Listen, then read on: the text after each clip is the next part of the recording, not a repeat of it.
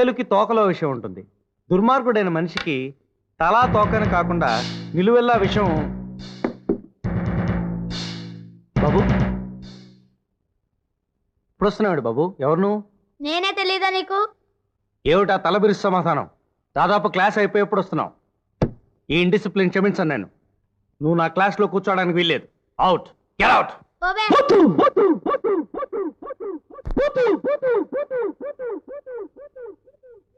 నన్ను పొమ్మడానికి నువ్వెవడివే?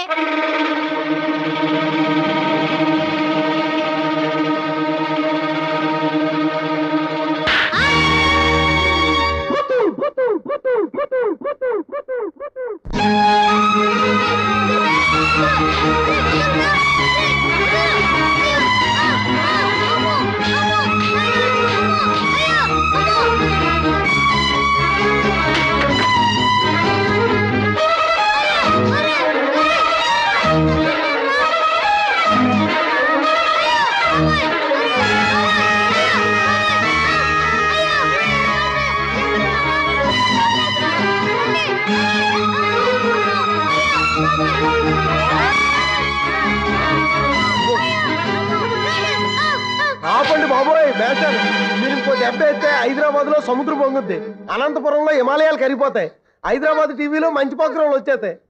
మేస్టర్ నా మాట విని నాతో రండి బాబు.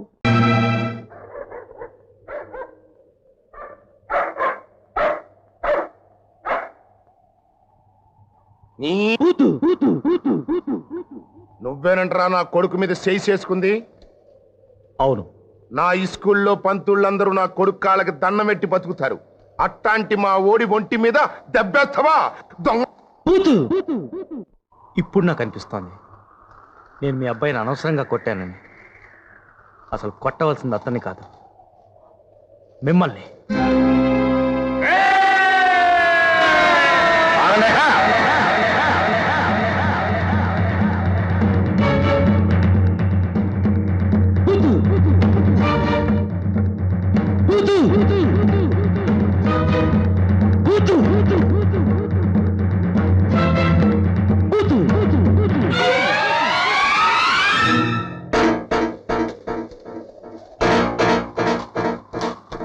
అవును, కొట్టవలసింది మిమ్మల్ని.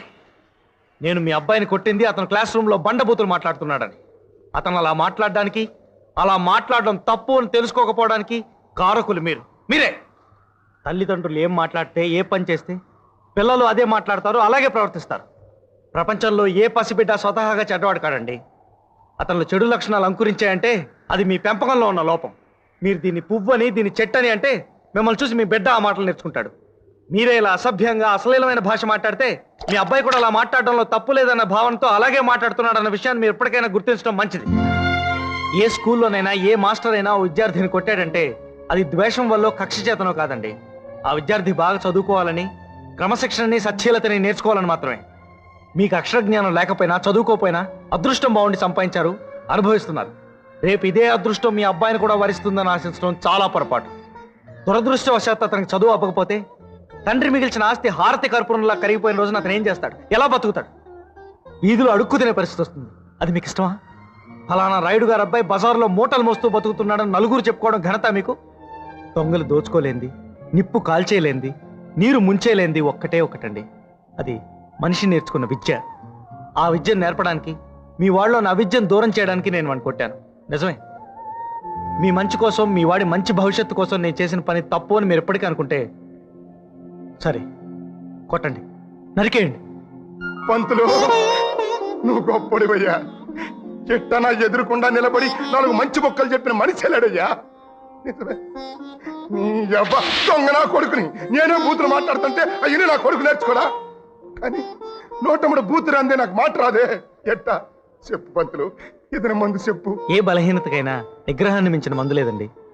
ఓ పని చేయండి, మీ నోటికి బూత్ వచ్చినప్పుడల్లా ఆ బూతు మాటకు బదులుగా మీ ఎదురుగా కనిపించే ఏదో ఒక వస్తువు పేరున్నాయండి. అంటే అమ్మని కొరడా అనే? ఎగ్జాక్ట్లీ. ఇలా కొన్నాళ్ళు ప్రయత్నించండి, బూతులు మర్చిపోతారు. పంతులు నీ నోట్లో నా సొట్ట మొక్క, నువ్వు మహానుభావుడు అయ్యా. మా అదృష్టం కొద్దీ మా ఊరు వచ్చావు. పంతులు నా కొడుకుని నీ చేతిలో పెడతానా. ఆడికి బాగా చదువు చెప్పి ఆడిని బుద్ధిమంతుడుగా చేసే పూసి నీది. అట్ట చదువు చెప్పడానికి వాడిని కొట్టుకో కోసుకో, నేను ఏమి అడ్డు చెప్పను. ఆ లోపల ఉన్నాడు, నువ్వు వెళ్ళి పంతులు వెళ్ళు. జతవనా కొబ్బరి చెట్లు అట్ట సోత్త నిలబడతారట్రా, పంతులు గారికి 2 కొబ్బరి పండుగ కొట్టండి. వెళ్ళి పంతులు